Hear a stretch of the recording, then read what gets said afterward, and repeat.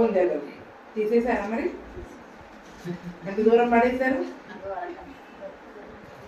ఎక్కడ వెళ్ళి పడేసి వచ్చారు? ఎక్కడ పడేసామని చెప్పి మరి 5 నుంచి 7 వచనాలు. మరి మన కుటుంబంలో గుడారంలో ఉండవలసిన దుర్మార్గతను తీసివేసిన తర్వాత మరి మనం చేయవలసిన పనులు ఏంటో కూడా వాక్యమే సెలవిస్తుంది. యోబు గ్రంథము 8వ అధ్యాయము 5 నుండి.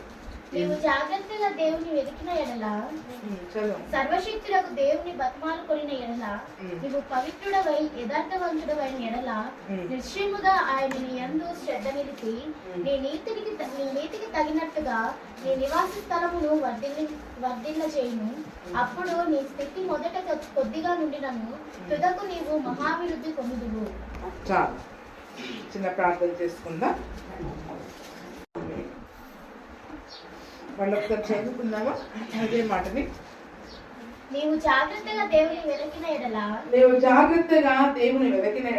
సర్వశక్తుడగు దేవుని బతిమాలుకొనిన ఎడల, నీవు పవిత్రుడవై యథార్థవంతుడమైన ఎడల, నిశ్చయముగా ఆయన నీ యందు శ్రద్ధ నిలిపి నీ నీతికి తగినట్టుగా నీ నివాస స్థలమును వర్ధిల్ల చేయును. అప్పుడు నీ స్థితి మొదట కొద్దిగా ఉండినను తుదను నీవు మహాభివృద్ధి పొందుదు. చూడండి, మన దుర్మార్గమును గుడారంలో నుంచి తీసివేసుకుంటే అభివృద్ధి కలుగుతుంది. అదే యోబు గ్రంథంలో మరి మనం చదువుకున్నాం. మరి అదే యోబు గ్రంథంలో మరి ఇంకొక వ్యక్తి ఏమని సెలవిస్తూ ఉన్నారు? బిల్దదు, నీవు పవిత్రుడు, మొదటగా నీవు జాగ్రత్తగా దేవుని వెదకిన ఎడల, సర్వశక్తులకు దేవుని బతిమాలుకొనిన ఎడల. మరి మన ఇంటిని అంతా కూడా మరి మనం శుద్ధి చేసుకున్న తర్వాత దేవుని వెతకాలి. మనం ఏం చేయాలండి? మన ఇల్లు ఖాళీగా ఉండడానికి లేదు కదండి. ఇల్లు మరి చక్కగా ఊడ్చి శుభ్రం చేసి అమర్చిన తర్వాత మన ఇల్లు ఖాళీగా ఉంటే ఏమవుతుంది చెప్పండి? ఆ మొదట వెళ్ళిన దుర్మార్గం. ఒక్కటి వెళితే 7 పట్టుకొస్తాయి. ఇప్పుడు మనం చాలా చెప్పుకున్నాం కదా, ఒక్కొక్కటి 7 పట్టుకొచ్చింది అనుకోండి, ఎన్ని ఉంటాయి చెప్పండి? ఇప్పుడు అది 42. అంటే మనం చెప్పుకున్న వారికి ఇంకా చాలా ఉన్నాయి, కానీ మనం చెప్పుకున్న వారికి చూస్తే 42 వచ్చి మన నెత్తిన కూర్చుంటే ఎలా ఉంటుంది చెప్పండి? అందుకనే ఇప్పుడు ఏం చేయాలంటే ఇంటిని మనం శుభ్రం చేసుకున్న తర్వాత దేవునిని వెదకాలి, జాగ్రత్తగా వెదకాలి. దేవుణ్ణి, సర్వశక్తుడైన దేవుణ్ణి మనము బతిమాలు కొనాలి. ఏమేమి ఉండాలంటే మన కుటుంబంలో పవిత్రుడవై యథార్థవంతుడమైన ఎడల, మన కుటుంబంలో ఏముండాలి? పవిత్రత, యథార్థత. ఏంటంటే పరిశుద్ధత. పవిత్రత అంటే పరిశుద్ధత, పవిత్రత లేదా యథార్థత. మనం యథార్థవంతులముగా జీవించాలి. అంతేకాకుండా అప్పుడు నిశ్చయముగా ఆయన మన ఏం చేస్తాడంట? శ్రద్ధ నిలుపుతాడంట. మన పట్ల శ్రద్ధ ఎప్పుడు వస్తుంది చెప్పండి? దేవునికి మనలో ఉన్న చెడుతనమును తీసివేసి మనల్ని మనం పరిశుద్ధపరచుకోవాలి. మన ఇంటిని గాని ఒంటిని గాని మనం ఎప్పుడైతే పరిశుద్ధ పరచుకుంటామో, యథార్థవంతులముగా మారుతామో, దేవునికి మన పట్ల శ్రద్ధ వస్తుంది. ఎందుకంటే మనం కూడా శ్రద్ధ కలిగి వాక్యం ఏం చేస్తున్నాం? పాటిస్తూ ఎప్పుడైతే శ్రద్ధగా మనం పాటిస్తామో దేవుడు కూడా మన పట్ల శ్రద్ధ కలిగి శ్రద్ధ నిలుపుతాడంట. ఏం చేస్తాడంట? శ్రద్ధ నిలిపి నీ నీతికి తగినట్టుగా నీ నివాస స్థలమును. అంటే మూడవది నీతి కూడా ఉండాలి. ఏముండాలి? పవిత్రత, యథార్థత, నీతి. ఆ 3 మన కుటుంబంలో ఎప్పుడైతే ఉంటాయో వాటిని మనం జాగ్రత్తగా మనం అమర్చుకుంటామో దేవుడు మన పట్ల శ్రద్ధ నిలిపి మన నివాస స్థలమును వర్ధిల్ల చేస్తాడు. ఏం చేస్తాడంటే మన యొక్క నివాస స్థలమును వర్ధిల్ల చేస్తాడంట. అప్పుడు నీ స్థితి మొదట కొద్దిగా ఉండినను తుదను నీవు ఎంత అభివృద్ధి అండి? మహాభివృద్ధి. దుర్మార్గాన్ని తొలగిస్తేనే అభివృద్ధి వస్తుందంటే మరి ఉండవలసినవి ఉంటే ఇంకా ఎంత అభివృద్ధి చూడండి. అభివృద్ధి మా ఏమీ లేదండి. ఒకప్పుడు అందరం ఏమీ లేని స్థితిలో నుండే వచ్చాం. కానీ దేవుని కృపను బట్టి అందరము అంతో ఇంతో మనం ఏం చేస్తా ఉన్నాం చెప్పండి? మన జీవితాలలో అభివృద్ధి అనేది కలుగుతా ఉంది. కానీ మహాభివృద్ధి మన జీవితంలో కలగాలంటే మన ఇంటిలో ఎప్పుడు పవిత్రత, యథార్థత, దేవుని నీతిని మనము కలిగి ఉండాలి. మన నీతిని కాదు, దేవుని నీతిని మరి మనము కలిగి ఉండాలి. దేవుని నీతిగా మార్చబడుతుండాలి. ఎప్పటికప్పుడు మనల్ని మనము వాక్యం ద్వారా పరిశుద్ధ స్నానం ద్వారా పరిశుద్ధతను కలిగి మనం జీవించాలి. యథార్థత అనేది కూడా చాలా ముఖ్యం. ఎందుకంటే యథార్థవంతుల ప్రార్థన దేవునికి ఆనందదాయకం అంట. ఏంటంట? దేవునికి ఆనందదాయకం. అందుకనే పరిశుద్ధత, పవిత్రత, యథార్థత, నీతి అవన్నీ కూడా మన ఇంటిలో ఉండాలి. ఏముండాలంటే మన ఇంటిలో ఏముండాలి? పవిత్రత. మరి మన ఆలోచనలు, మన తలంపులు, మన నడవడిక అన్ని పరిశుద్ధంగా ఉంటూ ఉన్నాయా? ఎందుకంటే తీసివేయవలసిన చెడుతనములు తీసివేశాక మరి మన కుటుంబంలో కేవలము పరిశుద్ధత మాత్రమే ఉండాలి. యథార్థమైన జీవితాన్ని, దేవుని నీతిని మరి మనం కలిగి ఉండాలి. ఇవన్నీ కలిగి ఉండాలంటే ఎప్పుడు మనం దేవుని వెనకే వారముగా ఉండాలి. ఎలా ఉండాలి? అందుకనే మొట్టమొదటి మాట ఏమంటున్నాడు? నీవు జాగ్రత్తగా దేవుణ్ణి వెతకాలి. వాటంతనే వచ్చేయమండి. దేవుణ్ణి వెతికినప్పుడు ఆ దేవునిలో ఉన్న అటువంటి పరిశుద్ధతను మనం కలిగి ఉంటాం. ఆ దేవుని యొక్క యథార్థతని మరి ఆ దేవుని నీతిగా మరి మనము మార్చబడతాం. కాబట్టి మరి నిజంగా ఇవి మన ఇంటిలో ఉన్నాయా లేవా ఒకసారి మనల్ని మనం పరీక్ష చేసుకోవాలి. అంతేకాకుండా ఒకవేళ మరి అవి లేనట్లయితే ఏం చేయాలంట?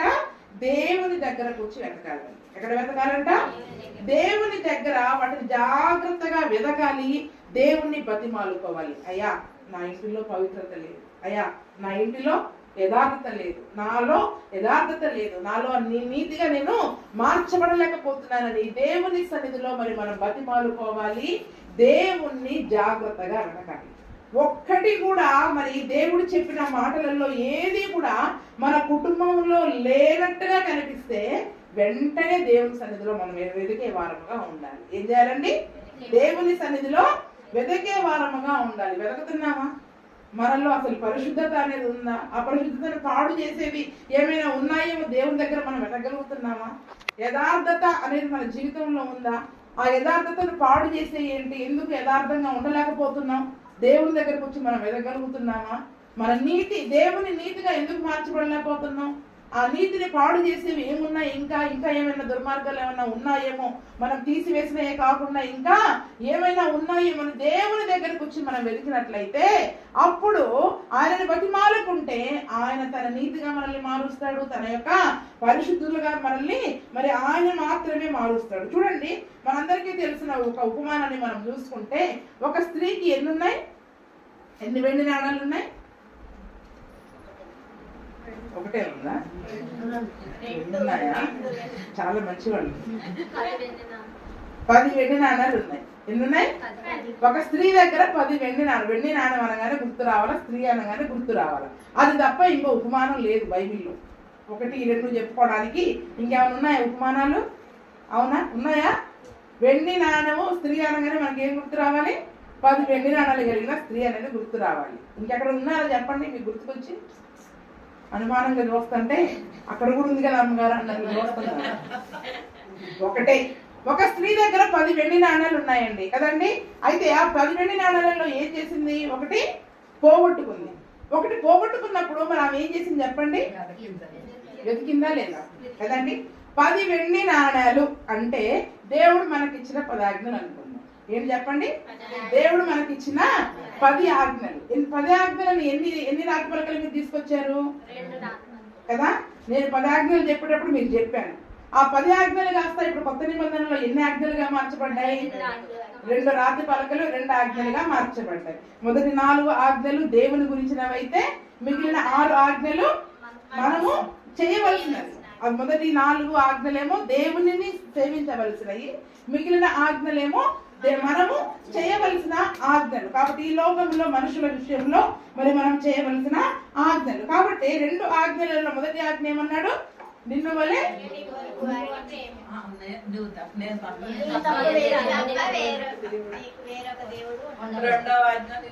నీ పూర్ణ హృదయంతో, నీ పూర్ణ ఆత్మతో, నీ పూర్ణ మనసుతో నీ దేవుడైన యెహోవాను సేవించవలను. రెండవది నిన్ను వలె నీ పొరుగు వానిని ప్రేమించుము అను వాక్యంలో ధర్మశాస్త్రం అంతయు నిక్షిప్తమై ఉన్నది. అంటే ఈ 6 ఆజ్ఞలు 2వ ఆజ్ఞలో నిక్షిప్తమై ఉన్నాయి. మొదటి 4 ఆజ్ఞలు కూడా నిక్షిప్తమై ఉన్నాయి కదండి.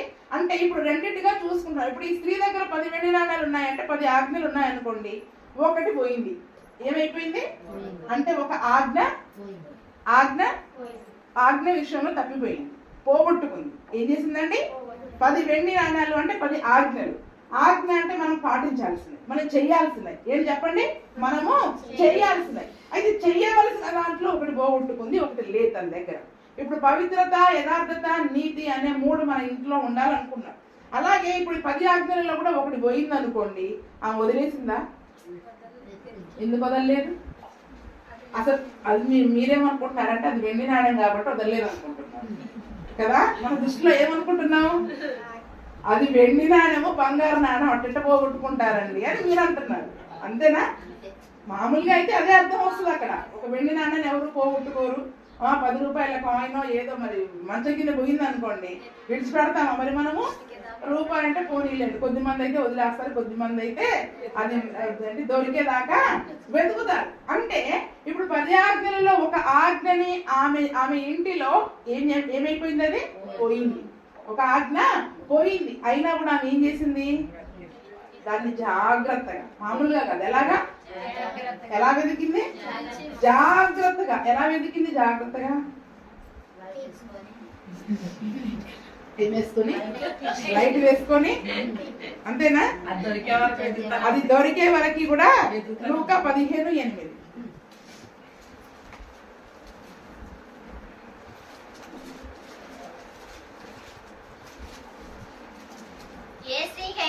ఏ స్త్రీకైనను 10 వెండి నాణములుండగా దానిలో ఒక నాణము పోగొట్టుకుంటే ఆమె దీపము వెలిగించి ఇల్లు ఊడ్చి అది దొరుకు వరకు జాగ్రత్తగా వెదకదా. ఏం వెలిగించిందండి ఆమె?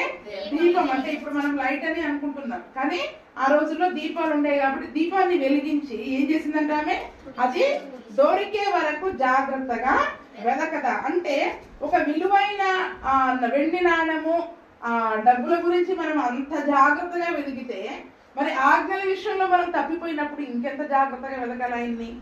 అందుకనే నువ్వు జాగ్రత్తగా దేవుని వెతకిన ఎడల, ఆయనను బతిమాలు కొనిన ఎడల, అప్పుడు పవిత్రుడవై యథార్థవంతుడవై నువ్వు జీవించిన ఎడల నిశ్చయముగా ఆయన యందు శ్రద్ధ నిలిపి నీ నీతికి తగినట్టుగా నీ నివాస స్థలమును ఆయన వర్ధిల్ల చేస్తాడంటే మనలో జాగ్రత్త అనేది ఉందా లేదా? దేవుడు మనకిచ్చిన ఆజ్ఞలను పాటించే విషయంలో, వాటి ప్రకారం నడుచుకునే విషయంలో, ఆ పవిత్రతను, ఆ పరిశుద్ధతను కాపాడుకునే విషయంలో జాగ్రత్త కలిగి మనం ఉంటున్నామా?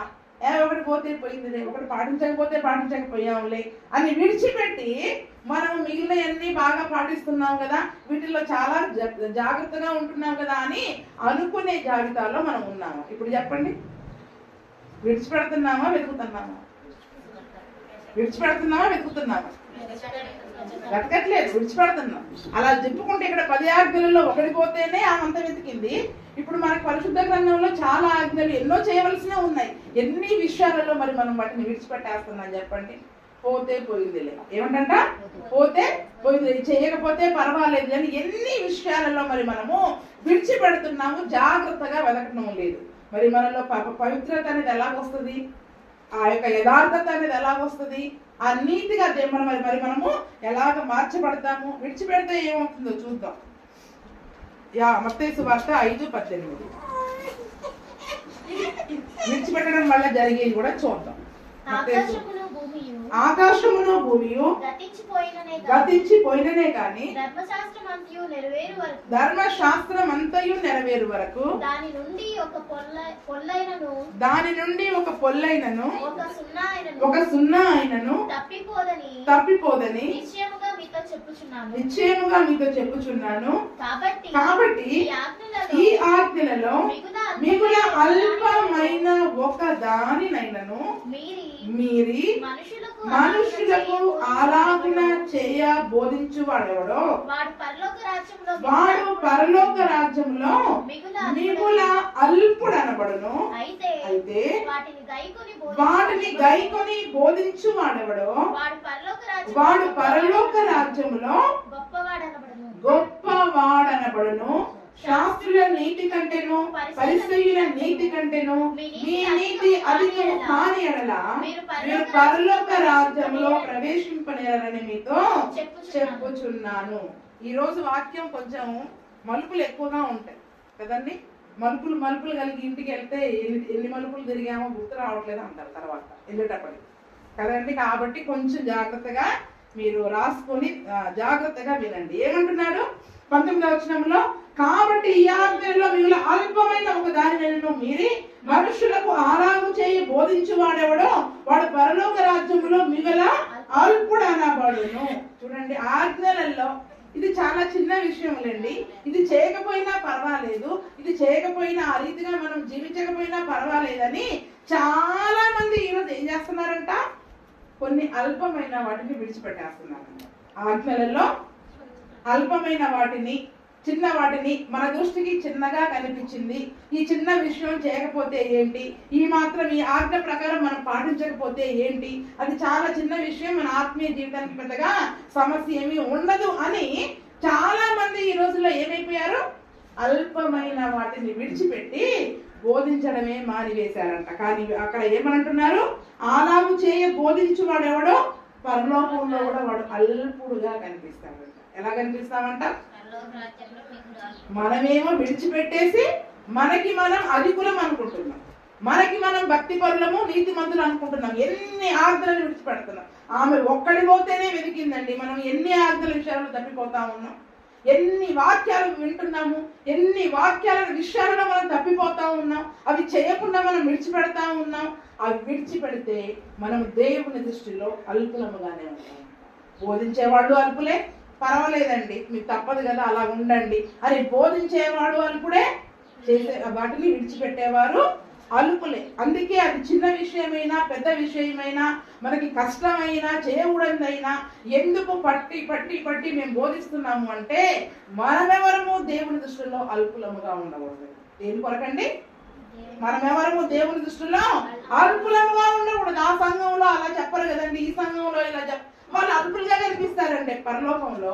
వాళ్ళ వైపు వీళ్ళ వైపు మనం ఎందుకు చూడాలి, వాక్యం వైపు చూడాలి. మనం ఎవరి వైపు చూడాలి, వాక్యం ఏముందో వాక్యం వైపు చూడండి.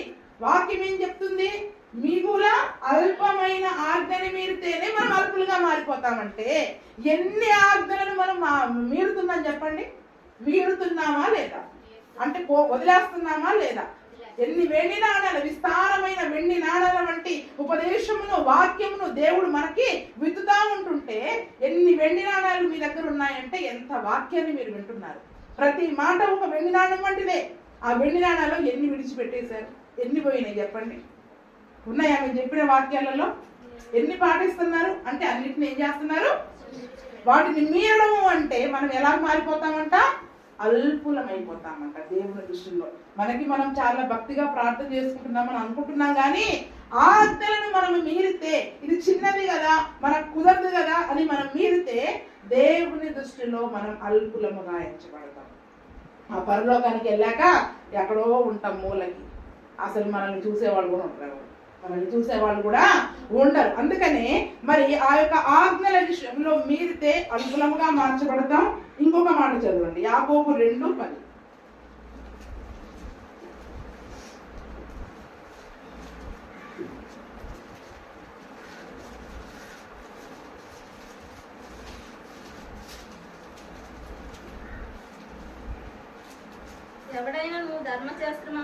ఎవడైనను ధర్మశాస్త్రమంతయు గైకొని ఒక ఆజ్ఞ విషయంలో తప్పిపోయిన ఎడల ఆజ్ఞలన్నిటి విషయంలో ఏమవుతామంట, అపరాధి. తప్పిపోయిన ఎడల అన్న దగ్గర ఇక్కడ ఏముంది చూడండి, తొట్టిల్లిన ఎడల ఏంటంట, 10 అడుగులు 9 అడుగులు మంచిగా వేసామండి, చివరి అడుగు జారింది. ఏమైపోయింది, చివరి అడుగు జారింది. మనం ఏమనుకుంటాం, 9 అడుగులు బాగా వేస్తాం, 9 అడుగులు బాగా వేస్తాం, ఇది ఒక్కటే జారింది అదే చెప్పుతాం, 9 బాగా వేస్తాం, 9 బాగా వేస్తాం, 9 బాగా వేస్తాం. జారిపోయిన దాని గురించి ఎవరైనా మాట్లాడుతున్నారా ఈ రోజుల్లో? అవే మాట్లాడుకోవాలి. ఎందుకంటే పరలోకంలో మనం ఏమైపోతున్నామంట, అల్పులం కాదు. ఇక్కడ ఏమని చెప్తున్నాడు, ఒక్క ఆజ్ఞ విషయంలో నువ్వు తప్పిపోయిన ఎడల ఆజ్ఞలన్నిటి ఆ 9 విషయంలో జారిపోయినట్టే. ఏంటంట 9 విషయములలో కూడా జారిపోయినట్లే కాదు, అపరాధులముగా ఎంచబడతామంట. అంటే మళ్ళీ పాపులముగానే ఎంచబడతాం. ఒక్క విషయంలో మనం తప్పిపోయామని మనం చక్కగా ఆనందపడుతున్నాము, కానీ అన్నిటికీ కూడా మళ్ళీ ఏమొచ్చేసింది చెప్పండి? ఆ చేసిన వాటి విషయంలో కూడా మళ్ళీ మనం అపరాధులుగానే ఎంచబడతా ఉన్నాం. అంటే మనం ఎంత జాగ్రత్తగా దేవుని సన్నిధిలో వెతకాలి చెప్పండి?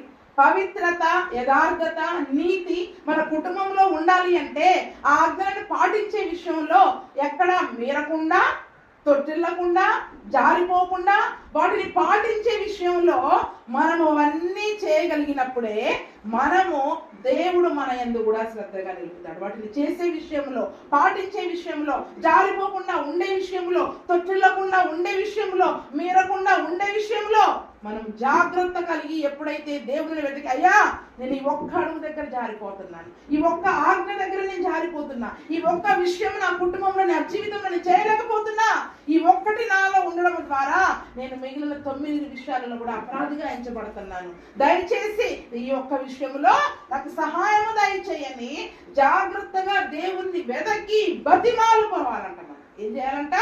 వెతకి బతిమాలుకోవాలి. ఏ ఒక్క విషయంలో నువ్వు తప్పిపోతున్నావు? ఒక్కొక్కరికి ఒక్కొక్కటి ఉంటుంది, ఒక్కొక్కరికి ఒక్కొక్కటి ఉంటుంది. ఏ ఒక్క విషయంలో మరి మనం తప్పిపోతున్నామో ఆ విషయాన్ని జాగ్రత్తగా వెతకాలి. ఎలా వెతకాలంట? జాగ్రత్తగా వెతకాలి. ఆ స్త్రీ ఎలా వెతికింది? దీపము వెలిగించి ఇల్లు ఊడ్చి వెతకింది. అదే మాటను ప్రకటన గ్రంథంలో కూడా చూద్దాం. చూడండి, ప్రకటన గ్రంథం 2వ అధ్యాయము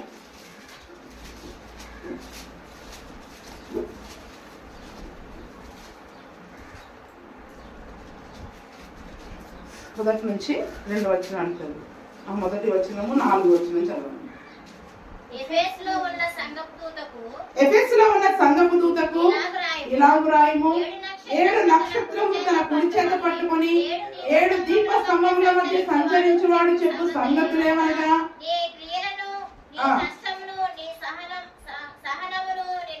4వ వచనం. అయినను మొదట నీకుండిన ప్రేమను నీ వదిలితివని నేను మీ మీద తప్పు ఒకటి మోపవలసి ఉన్నది. నీవు ఏ స్థితిలో నుండి పడుతావో అది జ్ఞాపకము చేసుకొని మారు మనస్సు పొంది ఆ మొదటి క్రియలను చేయుము. అట్లు చేసి నీవు మారు మనస్సు పొందితేనే సరి. లేని ఎడల నేను నీ యొద్దకు వచ్చి నీ దీపస్తంభమును దాని చోట నుండి తీసివేతును. ఇక్కడ మనం చూసుకున్నట్లయితే ప్రకటన గ్రంథములో ప్రతి సంఘానికి కూడా దేవుడు ఆ సంఘంలో వాళ్ళు చేసిన మంచి క్రియల గురించి చెప్పారు, వాళ్ళలో ఉన్న లోపాల గురించి చెప్పారు. ఎక్కడెక్కడ తొట్టిల్లుతున్నారు, ఏ ఆజ్ఞ విషయంలో వాళ్ళు తప్పిపోతున్నారు. ఇప్పుడు 10 ఆజ్ఞలలో 10 జ్ఞానాలలో ఒకటి పోగొట్టుకుంది కదా ఆమె, ఆ ఒక్కటేంటో ప్రకటన గ్రంథంలో చెప్తున్నారండి. ప్రతి సంఘానికి చెప్పారు. ఏ సంఘములో ఏ ఆజ్ఞ విషయంలో వాళ్ళు తప్పిపోయారో వాళ్ళ 9 చెప్తున్నారు, నువ్వు చేసిన 9 చెప్తున్నారు, ఆ ఒకటి కూడా చెప్తూ ఉన్నారు. ఎందుకు చెప్తున్నారు? ఒకటి, చాలా మందికి ఆ ఒకటి చెప్తే నచ్చదు. చేసిన 9 మర్చిపోయి చెప్పండి ఎంతసేపు చేయని దీని గురించే ఎందుకు చెప్తున్నావు? సరి చేసుకోవడానికి కాదు. ఆ ఒక్కటి చేయకపోతే ఇదంతా అపరాధముగానే ఎంచబడతాం, చేయకపోతే అపరాధముగానే మరి మనము ఎంచబడతాం. కాబట్టి మరి ఆజ్ఞల విషయంలో మనం ఒక్కదానిలో కూడా తప్పిపోకూడదని ఆ రోజు ప్రకటన గ్రంథంలో కూడా దేవుడు ఏం చేస్తున్నాడు చెప్పండి? ప్రకటన గ్రంథంలో కూడా మాటి మాటికి సంఘానికి హెచ్చరిక చేస్తా ఉన్నాడు. ఎక్కడ నుండి హెచ్చరిక చేస్తున్నాడు దేవుడు? 7 నక్షత్రములను చేతబట్టుకొని 7 దీపస్తంభముల మధ్యలో సంచరించుచు. ఎక్కడ సంచరిస్తున్నాడంట? 7 దీపస్తంభముల మధ్య. ఆ 7 దీపస్తంభాలు ఏంటి అంటే సంఘాలు. ఏంటి చెప్పండి? 7 సంఘాలకి సూచన. అంటే ఇప్పుడు దేవుడు సంఘముల మధ్యలో సంచరించుచు ఉన్నాడు. సంఘం అంటే ఎవరు? గోడలు కాదు, కుటుంబాల సముదాయం. ఏంటి చెప్పండి? ఇప్పుడు సంఘం అంటే కుటుంబాల సముదాయం. అంటే ఇప్పుడు ఎక్కడ సంచరిస్తున్నాడు చెప్పండి? కుటుంబముల మధ్యలో సంచరిస్తున్నాడు. అలా అర్థం చేసుకోండి. ఎలాగా? సంఘముల మధ్యలో అంటే అక్కడే సంఘంలో ఉంటాడు అని అనుకోవద్దు. అసలు ఆ సంఘం ఎవరు? మనమే కదా. మనం అక్కడికి వెళితేనే సంఘంగా పిలువబడతాం. ఎక్కడ కూడుకుంటే అక్కడ సంఘముగా పిలువబడతాం. అంటే ఇప్పుడు 7 దీప సమముల మధ్యలో సంచరించుచున్న దేవుడు, మన కుటుంబముల మధ్యలో సంచరించుచున్న దేవుడు చెప్పు చెప్పునదేమనగా నువ్వు ఆ మొదటి ప్రేమను మర్చిపోయావు. ఏంటది కదండి? రక్షించబడిన కొత్తలో ఎంత ప్రేమ ఉంటుందో దేవుడు అంటే. తర్వాత ప్రేమ పెళ్ళైన కొత్తలో ఎంత ప్రేమ ఉంటుందో. ఒక 20 ఏళ్ళు 25 ఏళ్ళు అయితే ప్రేమ తగ్గిపోద్ది. సహజంగా ఆ మొదటి ప్రేమ ఉండదు. అప్పుడేమో ప్రేమగా మాట్లాడతాం, 20 ఏళ్ళు అయ్యాక కాస్త కసురుకుంటూ మాట్లాడతాం. అంటే ఆ మొదటి ప్రేమను నువ్వు మర్చిపోయావని ఒక లోపము నువ్వు ఆ సంఘం విషయంలో చెప్తా ఉన్నారు కదండి. ఈరోజు మన కుటుంబంలో విషయంలో కూడా మరి మనము దేవుని విషయంలో ఏ ప్రేమల విషయంలో మనం తప్పిపోతా ఉన్నాం. దేవుని ప్రేమించే విషయంలో ఆజ్ఞలను గైకొనుటయే దేవుని ప్రేమించడం. ఆజ్ఞలని మనం దేవుని ప్రేమిస్తున్నామని చెప్పనవసరంలా. ఆయన ఆజ్ఞలు పాటించుకుంటూ వెళ్ళిపోతే దేవుని ప్రేమిస్తున్నట్టే. ఒక ఆజ్ఞను విడిచిపెట్టేస్తున్నాము, కొన్ని వాటిని మనం విడిచిపెట్టేస్తున్నాము అంటే ఆ ప్రేమ విషయంలో మనం ఏం చేస్తున్నాం? ఆ మొదటి ప్రేమ లేదు. మొదట్లో అయితే చెప్పినట్టు 10 ఆజ్ఞలు చేస్తున్నాం. రాను రాను రాను రాను 1 కాదు 2 కాదు 3 కాదు, ఒకటే పోగొట్టుకుందండి. మనం చాలా పోగొట్టుకుంటున్నాం. ఉన్నాం. అందుకనే మరి ఎక్కడ నువ్వు ఎక్కడైతే పడిపోయావో, ఏ స్థితిలో పడిపోయావో, ఏ విషయంలో నువ్వు తప్పిపోతూ ఉన్నావో, ఎక్కడ తొట్టిల్లుతున్నావో, ఎక్కడ నుండి ఆత్మీయ జీవితంలో ఆ ఒక్క విషయంలో మనం ఎందుకు జారిపోతున్నామో దానిని నువ్వు సరి చేసుకొని మారు మనస్సు పొందు. ఆ ఒక్క విషయాన్ని జాగ్రత్తగా వెతుకు. ఏ విషయాలలో, ఏ ఆజ్ఞలలో మరి మన కుటుంబ విషయాలలో మనం తప్పిపోతున్నామో ఆ పవిత్రతను, ఆ యథార్థతను, ఆ దేవుని నీతిగా మార్చబడ్డానికి అవసరమైన మరి ఆ ఆజ్ఞలను పాటించకుండా మరి మనం ఎక్కడ తప్పిపోతున్నామో వాటిని సరి చేసుకో. వాటి విషయమే నువ్వు మారు మనస్సు పొందు. లేని ఎడల దీపస్తంభాన్ని నీ దగ్గర నుండి ఏమంటున్నాడు? తీసివేస్తాడు. ఇక దీపస్తంభమే లేకపోతే ఇంక వెతికే పని ఉంటుందా? ఇప్పుడు ఆ స్త్రీకి వెండి రాణని ఎలా వెతికింది? దీపముతోటే వెతికిందండి కదండి. దీపముతోటే వెతికింది. మరి ఆ దీపమే మన ఇంటిలో లేకపోతే, ఆ దీప స్తంభమే మన ఇంటిలో లేకపోతే ఈ రోజు మనం ఎక్కడెక్కడ తప్పిపోతున్నామో ఆ విషయాలలో మరి మనల్ని మనము సరి చేసుకోలేము. ఎప్పటికీ కూడా మరి మనల్ని సరి చేసుకోలేము. అంటే ఇప్పుడు మన ఇంటిలో పోగొట్టుకున్న వాటిని మనం జాగ్రత్తగా వెతకాలి అంటే మనకి ఏం కావాలి చెప్పండి? దీపస్తంభం కావాలి. ఏది చెప్పండి? ఆమె దీపమే ముట్టించింది.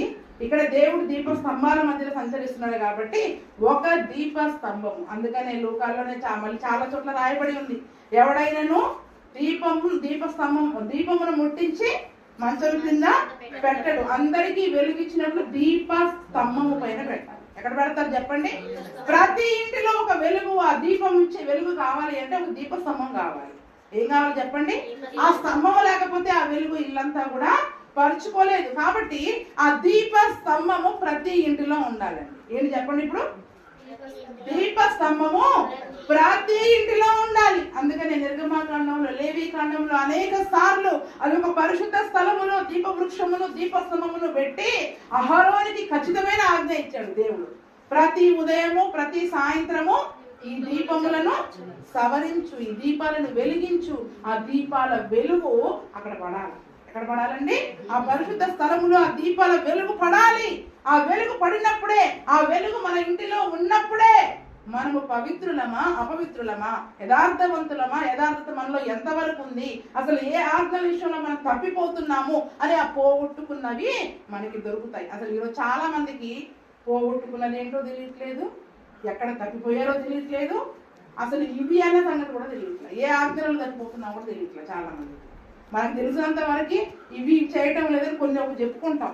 ఎన్నో ఆజ్ఞల విషయాలలో మరి మనందరం కూడా తప్పిపోతా ఉన్నాం.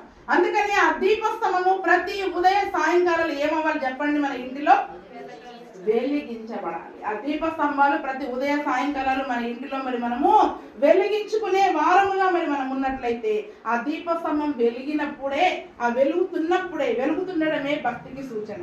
ఆ ఒక దీపస్తంభపు వెలుగు మన ఇంటిలో లేదు అంటే అది భక్తిహీనతకు సూచన. దేనికి సూచన అండి?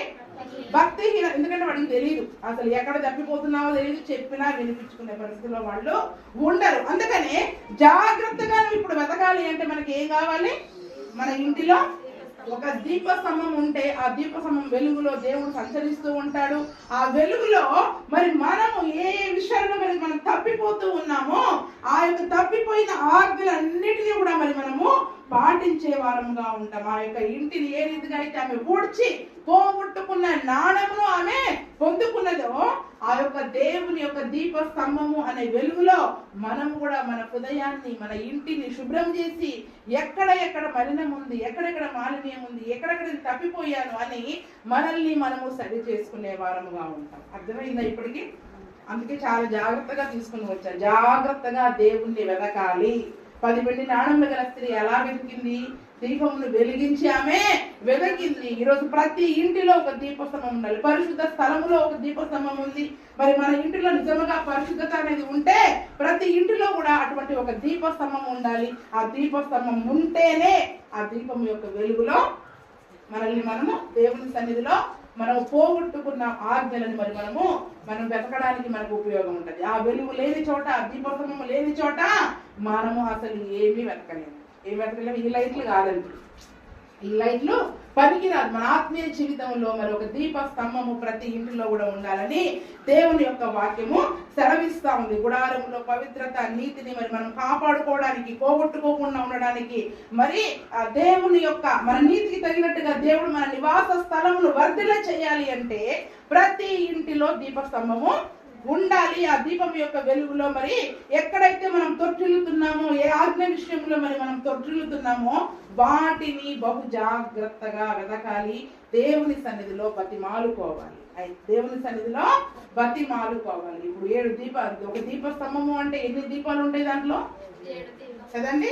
7 దీపాలు ఉంటాయి. ఒక్క దీపం గురించి ఈరోజు మరి మనము మాట్లాడుకుందాం. ఒకవేళ వీలుంటే తర్వాత కూడా కొన్ని చెప్తాను. ఒక దీపం గురించి ఈరోజు మరి మనము మాట్లాడుకుందాం. మనకు అందరికీ తెలిసింది, దీపం అనగానే గుర్తు రావాలి. ఏం చెప్పండి? ఏది దీపం?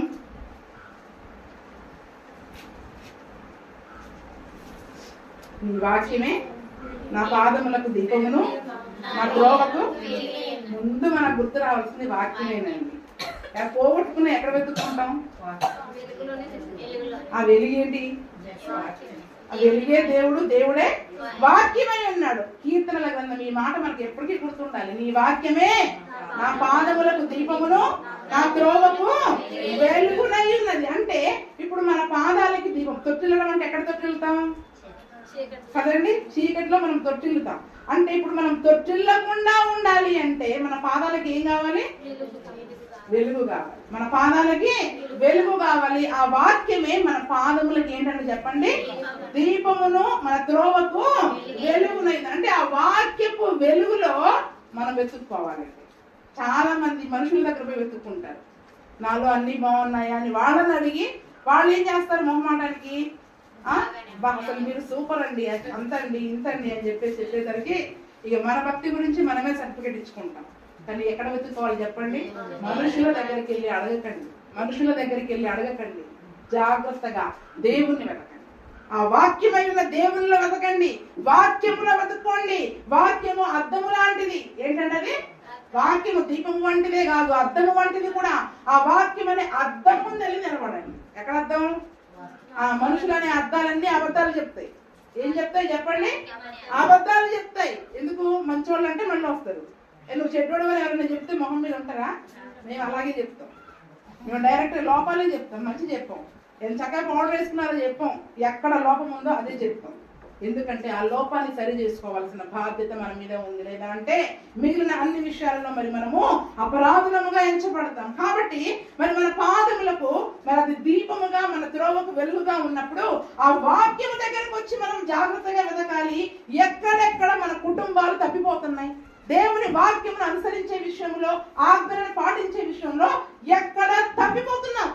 ఆజ్ఞలను, ఆ దేవుని యొక్క వాక్యాన్ని మనం ముందు పెట్టుకొని మనం వెతికినట్లయితే, అయ్యా ఇక్కడ నేను తప్పిపోతున్నాను అని ఆయన బతిమలాడుకున్నట్లయితే మరి మనము పవిత్రులముగా మార్చబడతాం. ఎలా మార్చబడతాం? అందుకని సంఘమును దేవుడు వాక్యం అనే ఉదక స్నానము చేత ప్రతినిత్యం కూడా ఏం చేస్తా ఉన్నాడంట? కడుగుతా ఉన్నాడు. ఎందుకు వాక్యాన్నే ఉదక స్నానంగా పెట్టాడు? వేరే వాటిని ఎందుకు పెట్టలేదు చెప్పండి? ఆ వాక్యము యొక్క ఉదక స్నానం ద్వారానే మరి మనలో ఉన్న మాలిన్యము, దుర్మార్గము అంతా కూడా పోయి పరిశుద్ధులముగా, పవిత్రులముగా మార్చబడతాం మనం. కాబట్టి ఆ వాక్యము ఉదక స్నానము చేత మరి మనల్ని పవిత్రపరుస్తుంది, మనకి కావలసిన పవిత్రతను మన ఇంటిలో ఉంచుతుంది. ఏం చేస్తుంది చెప్పండి? మనకు కావలసిన పవిత్రతను మరి మన ఇంటిలో ఉంచుతా ఉంది. అందుకనే వాక్యం అనే దీపం వెలిగిస్తే ఎక్కడ మన ఆత్మీయ జీవితంలో పొరపాట్లు ఉన్నాయో మనకు తెలుస్తాయి. ఎక్కడ జారిపోతున్నామో, ఎక్కడ తొట్టిల్లుతున్నామో, ఎక్కడ ఆజ్ఞని మనం మీరుతున్నామో మనకి తెలుస్తుంది. లూకాసు వార్త 12వ అధ్యాయము 2-3 వచనాలు చదువుతున్నాం. లూకాసు వార్త 12వ అధ్యాయము 2-3 వచనాలు చదువుతున్నాం.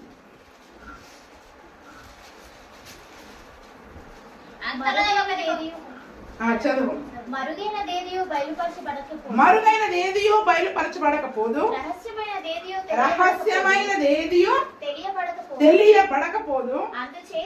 అందుచేత మీరు చీకటిలో మాట్లాడుకున్నవి వెలుగులో వినబడును, మీరు గదులయందు చెవిలో చెప్పుకున్నది మిద్దెల మీద. ఏమంటున్నారు చూడండి అక్కడ, పరిశీలన వేషధారణ పిలిచిన పుణ్య గురించి మాట్లాడుతూ మరుగైనదేదియో బయలుపరచబడకపోదంట. ఏంటంట? ఆ దీపం వెలిగించినంత వరకు కూడా మరుగుగా ఉంటుంది. ఎక్కడో ఒక చోట మనం విడిచిపెట్టేసినవన్నీ మరుగుగా ఉంటాయి. కానీ ఎప్పుడైతే మరి దేవుని వెలుగు అనేది మన కుటుంబంలో వస్తుందో ఆ మరుగైంది. ఆమె దీపము వెలిగించిందో, ఆ వాక్యం అనే దీపం ఆమె ఇంటిలో వెలిగించగానే ఆ మరుగైపోయిందంతా బయటకు వచ్చేసింది. ఏమైపోయిందండి? ఎక్కడెక్కడ చెత్తో కూడా వచ్చింది. దాంతో కూడా అంటే ఏదో కొంత దుర్మార్గత మిగిలిపోయినవి ఉంటాయి కదా. ఇక అడుగు పొడుగు చెత్త రోజు ఊడ్చినా చెత్త వస్తుంది కదండి. రోజు ఊడ్చినా చెత్త వచ్చినట్టుగా ఏదో కొంత చెత్త దాంతో పాటు మనం పోగొట్టుకున్న నాణ్యం కూడా మరి దొరుకుతుంది. అందుకనే మరుగైనదేదియో బయలుపరచబడకపోదు. ఎందుకు చాలా మంది వాక్యం దగ్గరికి రారంటే, వాక్యానికి లోపడంటే ఆ వాక్యం వెలుగులో వాళ్ళలో ఉన్న రహస్యాలన్నీ ఏమైపోతాయి చెప్పండి? బట్ట బయలైపోతాయి. దేవుడు అంటున్నాడు, నువ్వు ఎంత సీక్రెట్ గా దాచిపెట్టినా, ఎంత జాగ్రత్తగా ఏం నేర్చుకున్నా పోయిన వారం, నువ్వు పడక గదిలో మాట్లాడుకున్నా, మనసులో శపించినా, మనసులో తిట్టుకున్నా, ఆకాశ పక్షులు రెక్కలు గలది వాటిని కొనిపోతాయి. ఈ రోజు నా కడుపులోనే దాచుకుంటా, చచ్చిపోయేదాకా దాచుకుంటాను మీరు ఎంత అనుకున్నా రహస్యమైన అన్ని బయలుపడే రోజు ఒకటి ఉంది. ఆ వాక్యం ముందుకు వచ్చినప్పుడు మన పాపాలు మరుగైపోయి ఉన్న ఆ యొక్క మాలిన్యము, పాపము అంతా ఏమైపోతుంది చెప్పండి? బయటపడుతుంది. అందుకే ఒక్కొక్కసారి వాక్యం చెప్తుంటే మొహాలు ఒక్కొక్కరికి ఒకలాగా ఉంటా ఉంటాయి. ఎందుకు? ఆ వాక్యం వెలుగులో వారిలో ఉన్న లోపాలు బయటకు వచ్చేటప్పటికి ఇది నా కడుపులోది బయటికి ఎలాగొచ్చింది కదండి, నా హృదయంలోది బయటికి ఎలాగొచ్చింది కదండి. ఎవరో చెప్పుకుంటారు సంఘం, ఎవరో వెళ్ళి నీ కడుపులోది నీకే తెలుస్తుంది, ఇంకెవరికి తెలుస్తుంది? ఒకరి హృదయాలోచనలు దేవునికి తప్ప ఎవరికి. ఎందుకంటే హృదయంలోని పరిశోధించేవాడును, అంతరంద్రియంలోని పరీక్షించేవాడును ఆయనే. అననీయ సప్పీరాలు ఇంట్లో కూర్చొని మాట్లాడుకున్నారండి. పేతురికి ఎలా తెలిసింది? సమాధి మందిరంలో ఉన్న పేతురికి ఎలా తెలిసింది? అది పరిశుద్ధాత్మని కార్యము, దేవుని ఆత్మ కార్యము. అందుకనే మరి పరిశుద్ధాత్మనికి మరి మనము భయపడే వారముగా ఉండాలి. మరుగైనదేదియో ఎందుకు మరుగు అనేది వస్తుంది? యథార్థత లేని చోట మరుగు అనేది ఉండదండి. సీక్రెట్, అమ్మగారికి చెప్పొద్దు, అయ్యగారికి చెప్పొద్దు, ఎవరికి చెప్పొద్దు అనే మరుగు ఎప్పుడు వస్తుంది చెప్పండి? యథార్థత లేని జీవితం. మరి నిజంగా మనం యథార్థవంతులమైతే అన్ని చక్కగా మనం మన హృదయంలో ఉన్న బాధనైనా సమస్యనైనా చెప్పుకోగలిగే వారముగా ఉంటాం. కానీ యథార్థత లేని చోట ఈ మరుగు అనేది ఉంటుంది. కానీ అందుకనే మన కుటుంబంలో ఏముండాలి? పవిత్రత ఉండాలి, యథార్థత ఉండాలి. నువ్వు ఎంత యథార్థవంతురాలిగా మనం బయటికి యాక్షన్ చేసిన దాచుకున్నా అది ఏదో రోజు బయటికి పడుతుంది. అప్పుడు మన యథార్థత కూడా బయటికి పడుతుంది. ఏం పడుతుందండి? మన యథార్థత ఏంటో కూడా. అన్ని సంవత్సరాలు దాచుకున్నారా వీళ్ళు చెప్పండి? ఇన్నేళ్ళు కడుపులో పెట్టుకున్నారా? దేవుడు బయలుపరిచే దినం అనేది ఒకటి ఉంటుంది. అందుచేత మీరు చీకటిలో మాట్లాడుకున్నవి ఎక్కడ? దీపం వెలిగిస్తే వినపడతాయండి. మనం చేసే రహస్యమైన పనులు, రహస్యమైన పాపాలు, రహస్యమైన మాటలు ఆ వాక్యం అనే దీపం వెలిగిస్తే ఇది పాపము అనేది మనకి వెలుగులో కనబడుతుంది. ఆ దీపం వెలిగించినంత వరకు, వాక్యం దగ్గరికి రానంత వరకు మనం చేసే ఆ రహస్యమైన పాపాలే గాని, రహస్యమైన మాటలే గాని, అవి ఆ రహస్యమైన సంగతులే గాని ఆ పాపములోనే, ఆ అపవిత్రతలోనే మరి మనం ఉండేవారిగా ఉంటాం. వెలుగు, ఆ దీపం వెలుగు ఉంటేనే మన రహస్య పాపాలన్నీ ఆ వాక్యపు వెలుగులోనికి బయటికి వచ్చేయాలి. ఆమె ఊడ్చినప్పుడు వెండి నాణం ఒకటే దొరికిందా? ఏమని చెప్పింది చెప్పండి. అక్కడ అంతా చిన్నప్పుడు కథలలో చెప్పాం, మరి ఇప్పుడు అక్కడ ఎలాగుందో తెలియట్లేదు, కానీ దొరికింది అని చెప్పింది. చిన్నప్పుడు మేము సండే స్కూల్లో మాకు ఎలా చెప్పారు తెలుసా? ఆ ఇల్లంతా ఊడ్చినప్పుడు ఇంట్లో చెత్త కూడా వస్తుంది కదా, ఆ చెత్తతో పాటు చాటలో వేసిందంట. మొత్తం ఆమె ఏం చేసేదంట? చాటలో వేసి బయటికి తీసుకెళ్లి ఇంట్లో అంటే ఆ బయటికి తీసుకెళ్లి ఆమె చెరిగినప్పుడు దుబ్బంతా పోయింది, నాణెం మాత్రం మిగిలింది. అంటే నాణెం బరువుగా ఉంటది కదా, నాణెం మాత్రం లోపల మిగిలినట్టుగా చూస్తా ఉన్నాం. అలాగా దేవుని యొక్క వాక్యపు వెలుగులోనికి మనం వచ్చినప్పుడు ఆ రహస్య పాపాలు, రహస్యమైనవి, చీకటిలో మనం మాట్లాడుకున్నవి అన్ని పోవాలండి. చాలా మంది పోగొట్టుకోవడానికి ప్రయత్నం చేయట్లే. అందుకనే యథార్థత అనేది మన ఇంటిలో ఉండకుండా మన యొక్క నివాస స్థలాలు వర్ధిల్లకపోవడానికి, అభివృద్ధి పొందకపోవడానికి అవే కారణమైతా ఉన్నాయి. వాక్యం అనే దీపాన్ని మరి మనం వెలిగించి ఆ యొక్క వెలుగులోనికి తీసుకుని రావాలి. చీకటిలో మాట్లాడుకున్నవి, రహస్యమైన పాప జీవితం దేవునికి మరుగై ఉంది అని మనం అనుకున్న ప్రతి పాపం, ఆయనకి మరుగైంది ఏదీ లేదు. కానీ మనం ఏమనుకుంటున్నాం? ఆయనకి మరుగై ఉంది అని మనం అనుకున్న ప్రతి పాపం, మన ఇంటిలో ఉన్న ప్రతి రహస్యమైన సంగతిని ఆయన వెలుగులోనికి తీసుకొస్తాడు. ఎప్పుడు? వాక్యం అనే దీపాన్ని వెలిగించినప్పుడు మాత్రమే ఆ ప్రతి రహస్యమైన పాపాలన్నీ బయటికి వాక్యపు వెలుగులో కనబడతాయి.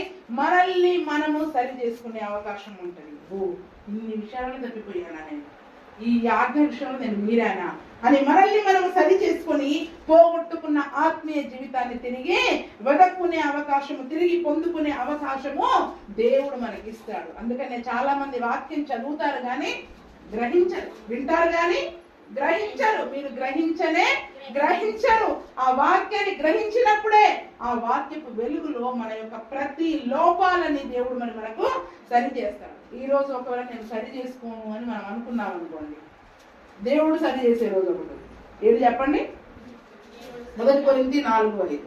మేమేం చేయలేదండి, మాలో ఏ తప్పు లేదండి, మేమంతా బాగున్నాం, మా ప్రార్థన, మా భక్తి, మా నీతి అని ఈరోజు మనం అనుకున్నట్లయితే దేవుడు సరి చేసే రోజు ఒకటి ఉంది. ఈ రోజు మనం ఆ వాక్యం అనే దీపంలో మన యొక్క పొరపాట్లని, మన అతిక్రమములని, మన ఆజ్ఞ పోగొట్టుకున్న ఆత్మీయ ఆజ్ఞలని మనం వెతుక్కోలేకపోతే, వెలిగించలేకపోతే, చూడండి ఆ వాక్యం అనే దీపాన్ని మనం వెలిగించుకోలేకపోతే ఏం జరుగుతుందో 1 కొరింథీ 4:5.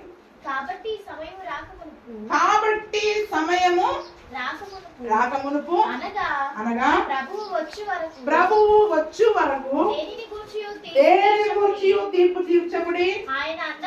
ఆయన అంధకారమైన రహస్యములను వెలుగులోనికి తెచ్చి హృదయంలోని ఆలోచనలను బయలుపరచునప్పుడు ప్రతి వారికి తగిన మెప్పు దేవుని వలన కలుగుతుంది. దేవుడు వచ్చినప్పుడు, కాబట్టి సమయము రాకమునుపు, దేవుడు వచ్చే సమయము రాకమునుపే తీర్పు తీర్చకండి. చాలా మంది మన మీద కరెక్ట్ గా ఉన్నట్టు ఎదురులకు తీర్పు తీరుస్తా ఉంటారు. వాళ్ళు చేసే ఒక్క పాపం, మనం చేసే 9 పాపాల గురించి చెప్పరు కానీ వాడు ఎక్కడైనా ఒక్క విషయంలో తప్పిపోతే వాళ్ళ గురించి ఆ పాపాన్ని మాటికి ఎత్తి చూపించి తీర్పు తీరుస్తా ఉంటాం. వాడు అటువంటి వాడు ఒక ఏలాడు చూపిస్తే మన వైపు ఎన్ని వేలు తిరుగుతాయంట కదండి. అరే బుద్ధిలైన 4 పాపాలు మనలో ఉన్నాయి. తీర్పు తీర్చకండి. దేవుడు ఏం చేస్తాడంటే ఆయన ప్రభు వచ్చే వరకు దేనిని గురించి తీర్పు తీర్చకండి.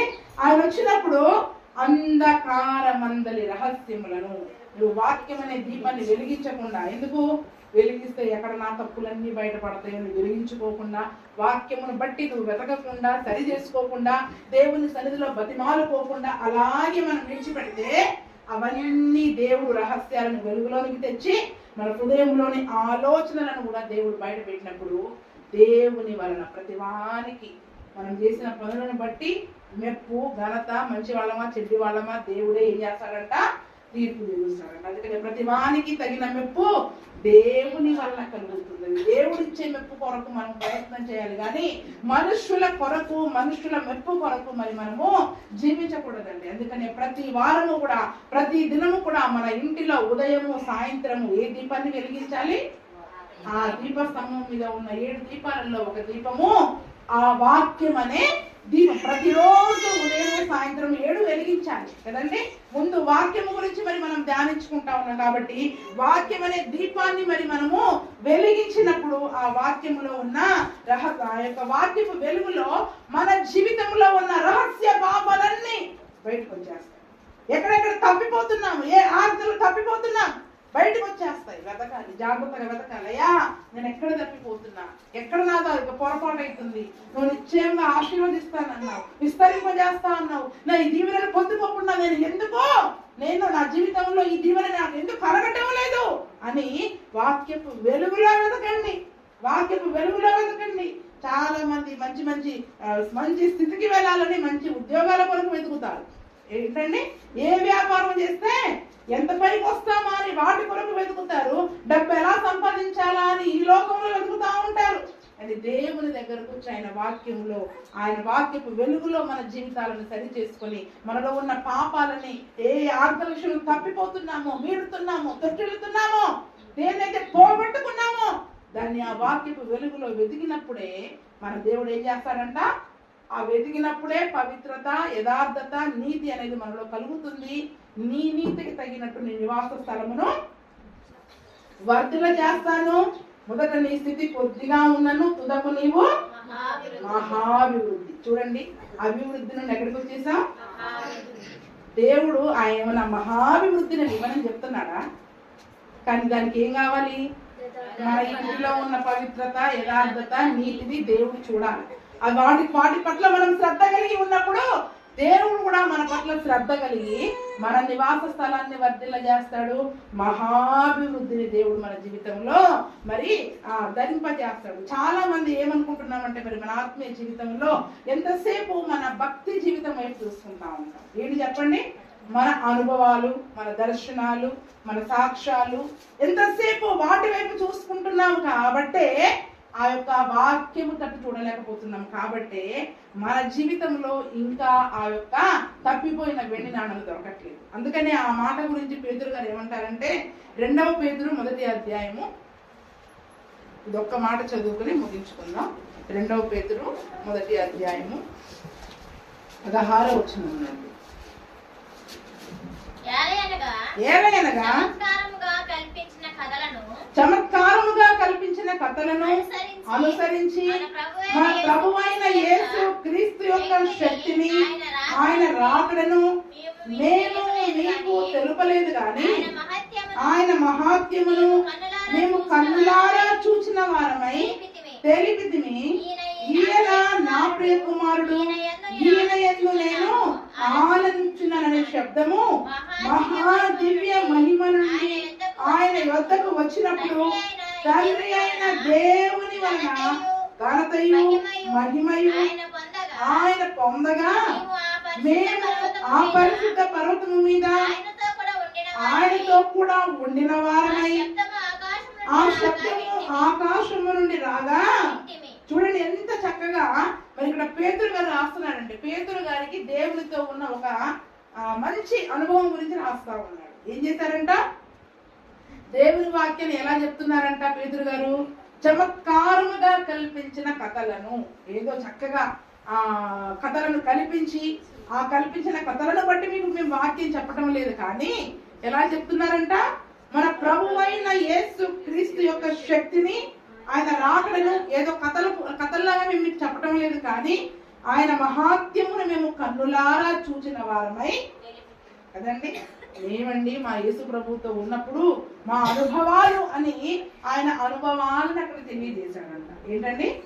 ఆయన యొక్క అనుభవాన్ని అక్కడ తెలియజేశాడు. యేసు ప్రభుతో పాటు ఎక్కడికి వెళ్ళారు వీళ్ళు? రూపాంతర కొండ దగ్గరికి వెళ్ళాడు, గెత్సేమనే తోటకి వెళ్ళారు. యేసు ప్రభు ఎక్కడికి వెళ్ళినా పేతురు, యాకోబు, యోహాను ముగ్గురిని వెంట పెట్టుకుని వెళ్ళేవారు కదండి.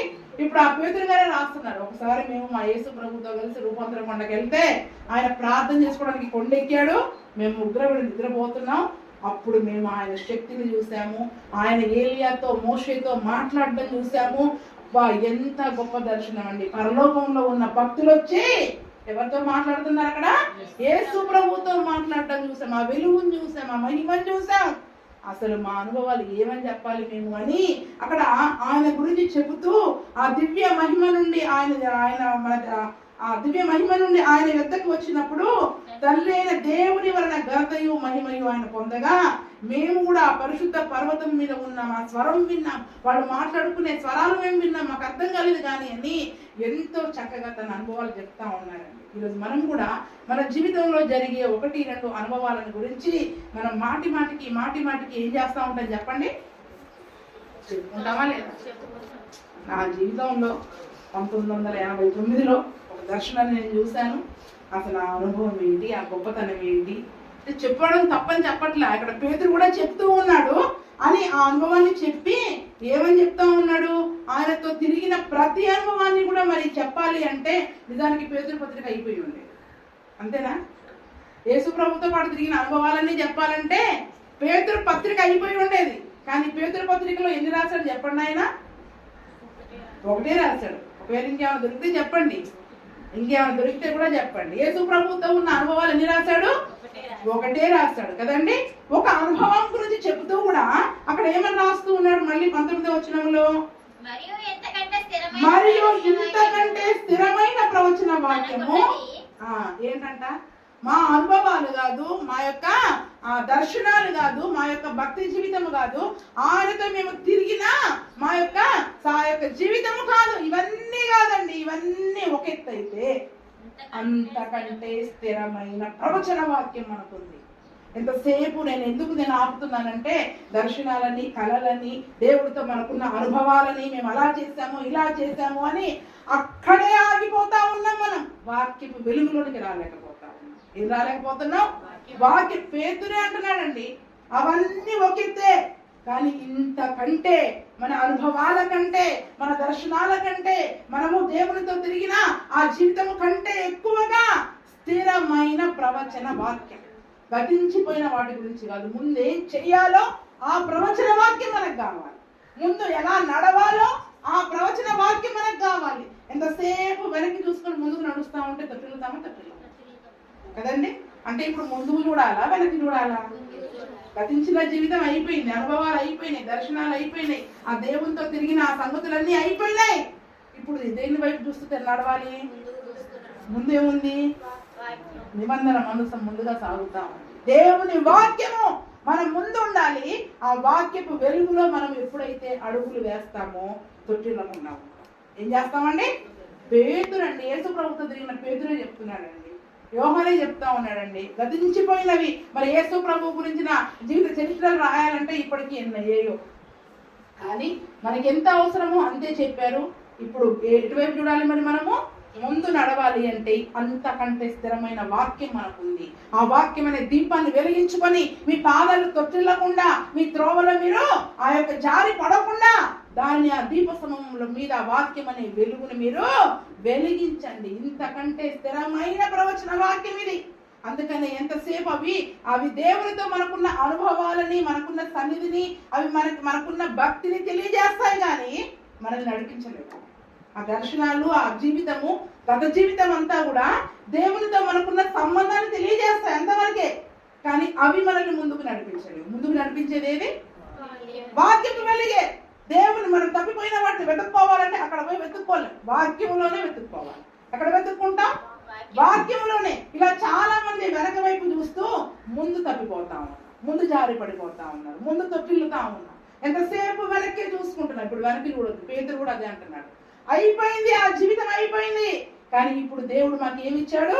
అంతకంటే స్థిరమైన ప్రవచన వాక్యము దేవుడు మాకు ఇచ్చాడు. ఈ రోజు ఆ వాక్యములో వెలుగులో మనలోని చీకటి, మన ఇంటిలోని చీకటిని మనము పారద్రోలి దాని యందు మీరు లక్ష్యం ఉంచిన ఎడలా మీకు మేలు. అది ఎలా ఉపయోగపడుతుందంటే చూడండి, అక్కడ తెల్లవారి వేకువ చుక్క మీ హృదయములలో ఉదయించు వరకు ఆ వాక్యము చీకటి గల చోటున వెలిగిచ్చు దీపమైనట్టున్నది. ఎలా ఉందంట ఈ వాక్యము? ఈ స్థిరమైన ప్రవచన వాక్యం ఎలా ఉందంట? చీకటి గల మన జీవితములో వెలిగించినట్టే దీపము. ఈ వాక్యము వెలిగించే దీపం అండి.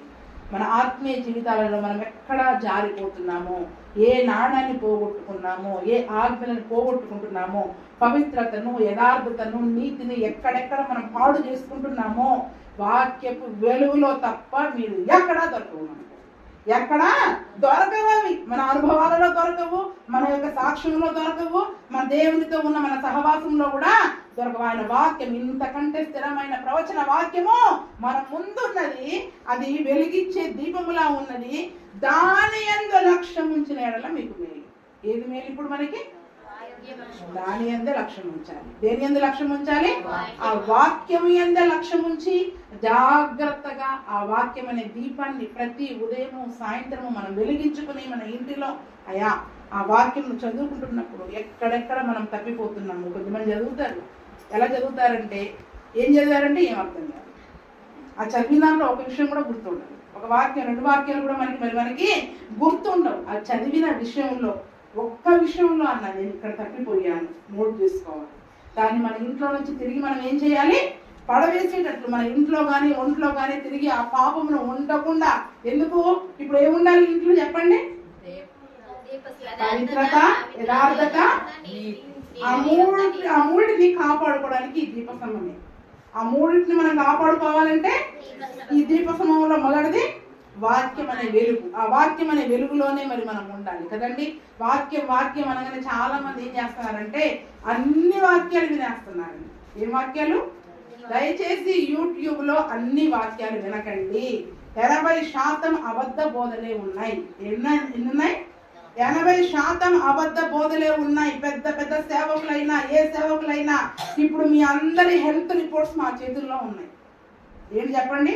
దేవుడు సంఘానికి కాపరిగా ఒకవేళ నాయకులుగా దేవుడు మాకు ఇచ్చినప్పుడు మీ అందరి ఆధ్యాత్మిక ఆరోగ్య పరిస్థితులతో కూడిన ఫైల్ని మా చేతుల్లో పెట్టేశాడు. మేము చూడగానే మాకు అర్థం అయిపోయింది. మీకు అర్థం కావట్లేదా? వేడి గురించి మేము వాక్యాలు చెప్తున్నాము, ఏ లోపాల గురించి చెప్తూ ఉన్నాము.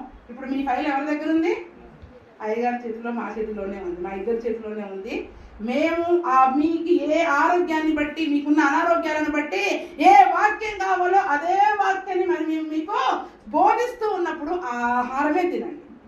బయట అన్నీ తినివేసి అనారోగ్యం పాలైపోయి అసలు ఆహారం తినకుండా మీ ఆత్మీయ జీవితాన్ని పాడు చేసుకుని ఆ తర్వాత మేము ఈ ఫలాని సంఘానికి వెళ్తున్నాం కానీ మన జీవితం ఇలాగే ఉంది అని సంఘానికి చెడ్డ పేరు తీసుకురాకండి. మీ సేవకులు, మీ కాపరి మీకు ఏ వాక్యం చెప్తున్నారో ఆ వాక్యానికి లోబడండి, ఆ వాక్యాన్నే తినండి. ఆ వాక్యపు వెలుగులోనే మీ జీవితాలను సరి చేసుకోండి. అవి ఏవో కొన్ని శ్రేష్టమైనవి ఉంటాయి. అది ఏది శ్రేష్టమైందో మనకు తెలవదు, ఏది అబద్ధమో తెలవదు. కొన్నిసార్లు ఆ మధ్యలో ఒక పాస్టర్ గారు వచ్చారు, పేర్లు అవసరంలా. అసలు ఆయన బోధలకి ఎలాగ అట్రాక్ట్ అయిపోయారంటే జనాలు అలాగ అట్రాక్ట్ అయిపోయారు. ఈ మధ్యలో ఆయన ఆ వీడియో బయటికి రాలేదు, ఎక్కడ వచ్చానన్నా ఇంత ఉంది. నేను చాలా గద్దించి చాలా బోధించాను, అందరూ నాకు చాలా మంచి అభిమానులు అయిపోయారు. కానీ ఇప్పుడు ఎక్కడెక్కడ నేను బోధించానో వాటిలో పొరపాట్లన్నిటిని నేను ఇప్పుడు సరి చేసుకుంటున్నాను. అంటే ఆ బోధ విన్న వాళ్ళందరూ ఏమైపోయి ఉండాలి ఇప్పటికి? చెప్పండి, మీకు తెలుసా? ఏ బోధ వింటున్నారో మీకు తెలుసా? అబ్బా వినగానే చప్పట్లు కొట్టేస్తాం. చాలా బాగా చెప్పారండి, ఆ అయ్యగారు బాగా చెప్పారు, ఈ అయ్యగారు బాగా చెప్పారు అని చప్పట్లు కొడతా ఉంటాం మనం. అసలు ఆయన గురించి ఈయన గురించి గొప్పగా చెప్పుకుంటాం. ఎవరిని గొప్పగా చెప్పొద్దు, ఎందుకంటే ఎవరు ఎక్కడ పడిపోతారో కూడా మనకు తెలవదు.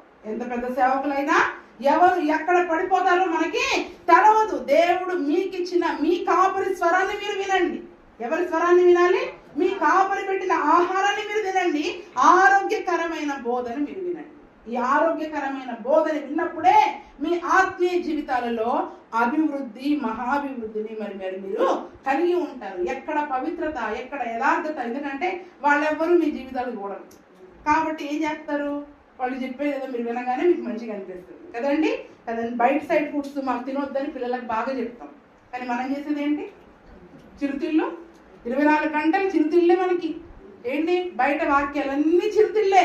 ఆ చిరుతిళ్ళు తినేసి అసలు ఆహారం కడుపులోకి ఎక్కదు. అసలు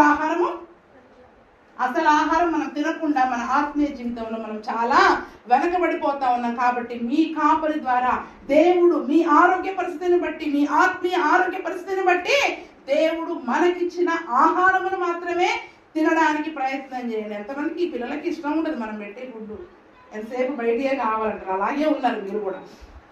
అలాగే ఉన్నారు. మారం చేస్తే ఏం చేస్తారు? దిను అని అలాగే పడుతున్నాం మేము కూడా ఇప్పుడు. అలాగే అందుకనే మరి మన యొక్క ఆధ్యాత్మిక జీవితంలో దేవునిని జాగ్రత్తగా వెతకాలి, ఆయన్ని బతిమలాడుకోవాలి. మన గుణాలములో యథార్థత, పవిత్రత, నీతి ఎప్పుడైతే ఉంటుందో ఆయన మన యందు శ్రద్ధ నిలిపి మన నివాస స్థలాన్ని ఏం చేస్తాడంట? వర్ధిల్ల చేస్తాడు. మరి ఆ పవిత్రతను, యథార్థతను, నీతిని మరి మనం కాపాడుకోవాలి. మరి ఎక్కడా తొట్టిల్లకుండా ఆజ్ఞల విషయంలో మనం తప్పిపోకుండా కాపాడాలి అంటే దీపస్తంభాన్ని ప్రతి ఇంటిలో వెలిగించుకోవాలి కదండి. అన్నిళ్ళకి బాగా అలవాటు ఉదయం సాయంకాలం దీపాలు వెలిగించుకోవడం. ఈరోజు దేవుడు కూడా మనకు ఒక దీపస్తంభాన్ని ఇచ్చాడు. ఆ దీపస్తంభాన్ని వెలిగించుకో. ఆ దీపస్తంభంలో సంచరిస్తున్నప్పుడు ఆ వాక్యపు వెలుగులో పరిశుద్ధ సత్య స్వరూపమైన ఆత్మగా ఆయన మధ్యలో సంచరించి మన హృదయాలను పరిశీలిస్తున్నప్పుడు ఆ వాక్యపు వెలుగులో మనల్ని మనం సరి చేసుకొని మారు మనస్సు పొందకపోతే దేవుడు ఏమంటున్నాడు? దీపస్తంభాన్ని తీసివేస్తాయి. ఎప్పటికీ చీకట్లోనే ఉంటాము, ఇంకెప్పటికీ చీకట్లోనే ఉంటాయి. కాబట్టి దీపం వెలిగించి ఏ ఆజ్ఞలను మీరుతున్నాము, ఏ ఆజ్ఞల విషయంలో తప్పిపోతూ ఉన్నాము అనే విషయాలలో మరి మనల్ని మనం సరి చేసుకుందాం.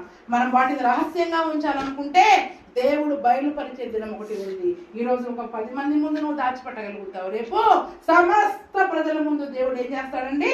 బయలు పట్టేస్తాడు. కాబట్టి దానికంటే ముందే మనం మన యొక్క రహస్య పాపాలని, మన కడుపులో ఉన్న రహస్యమైన సంగతులని, ఆ జీవితాన్ని మనం విడిచిపెట్టి దేవుని సన్నిధిలో ఒప్పుకొని మారు మనస్సు పొందే వారముగా ఉండాలి. అంతకంటే స్థిరమైన ప్రవచన వాక్యం మన అనుభవాల కంటే, మన పాత జీవితము కంటే, దేవునితో నడిచిన ఆ ప్రయాణము కంటే స్థిరమైన ప్రవచన వాక్యము. ఎంతసేపు దర్శనాలు, అనుభవాలు, సాక్ష్యాల దగ్గర ఆగిపోకండి.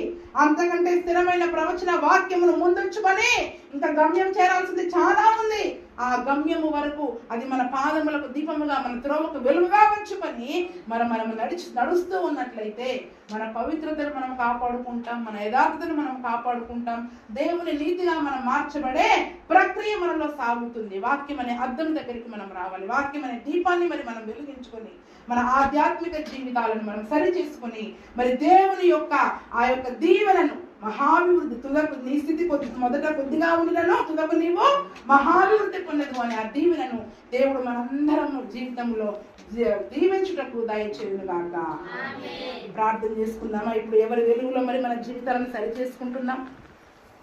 మరి ఒక ఆజ్ఞను పోగొట్టుకున్నప్పుడు దీపము వెలిగించి ఆ దీపపు వెలుగులో తన జీవితాన్ని సరి చేసుకుంది. అయ్యా మేము చాలా విషయాలు తప్పిపోతున్నాం, మనుషుల దగ్గరికి వెళ్ళి మనుషుల సలహాలు తీసుకుంటున్నాం, కానీ నీ వాక్యపు వెలుగులో ఎక్కడ తప్పిపోతున్నామో తెలుసుకోలేకపోతున్నాం. అందుకనే మా గుడారాలలో, మా కుటుంబాలలో అభివృద్ధి లేదయ్యా. కుటుంబాల మధ్యలో సంచరిస్తున్న యేసయ్య అయా మరి మా జీవితాలను చూడండి, జాగ్రత్తగా నిన్ను వెతికే కృప దయచేయండి. నీ పాదములు పట్టుకుని నిన్ను బతిమలాడే కృపను దయచేయండి అయ్యా.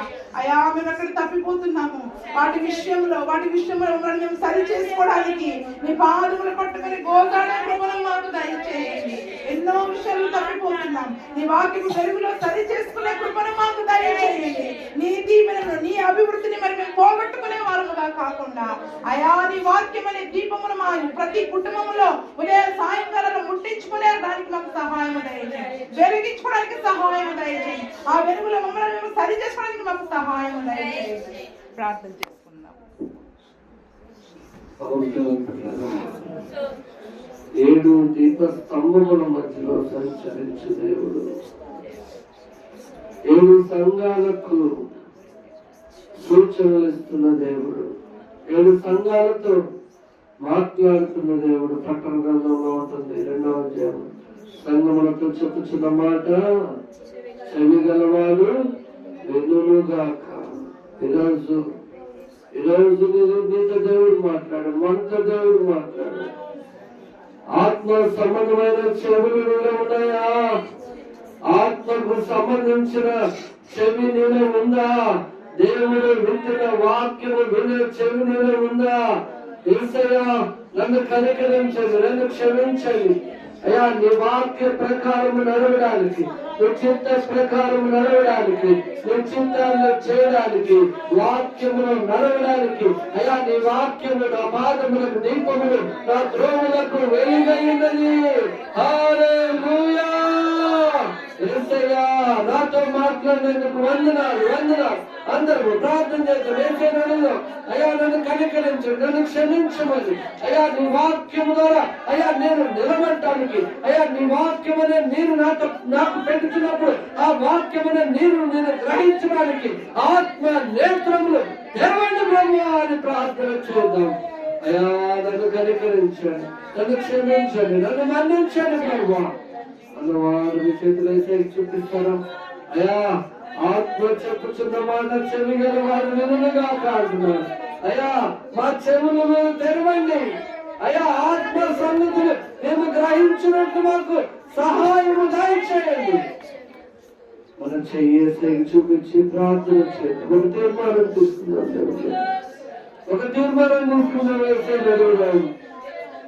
మహాపరిశుద్ధుడా మా యేసయ్యా నీకు వందనాలు వందనాలు స్తోత్రాలు చెల్లించుకుంటున్నాం. అయా ఈ మధ్యాహ్న సమయంలో అయా బిడ్డలు హాని అయా తులసమ్మ గృహములు 7 వారాల ప్రార్థనలు అయా 2వ వారంలో మేము ఉన్నాము. అయా మీరు మాతో మాట్లాడినందుకు వందనాలు వందనాలు వందనాలు వందనాలు.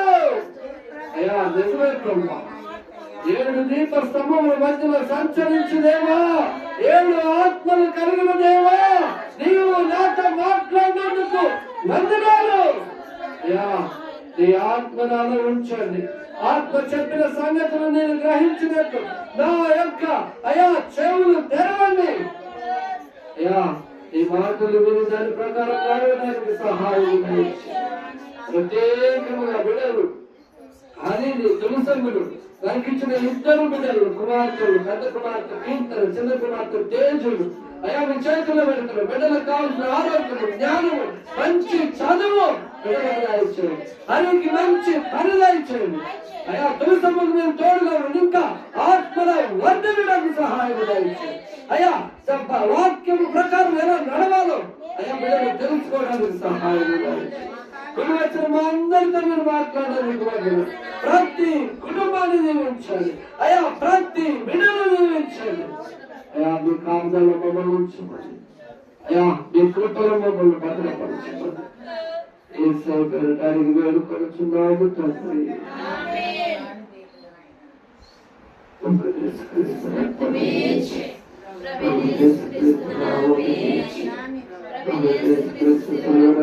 సంపూర్ణ